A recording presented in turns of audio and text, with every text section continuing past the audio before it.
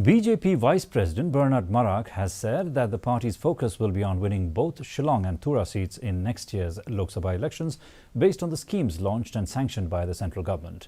He alleged that the benefits of most central schemes are not reaching the beneficiaries. Stating that the BJP's war against corruption will continue, he claimed that the party's vote share is increasing. He said people who are against corruption are voting for the BJP.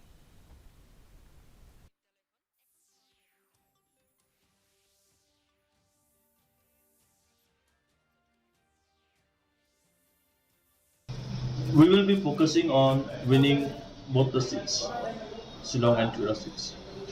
And the preparation will be based on the schemes which has been launched and being, sanctioned by the center. Most of the schemes have not reached the beneficiaries. People who don't want corruption in the state are voting for BJP. So this is where we feel that we should focus on, and our preparation will be based on this only, that our war against corruption will continue, and the entire political setup will focus on our stand against corruption.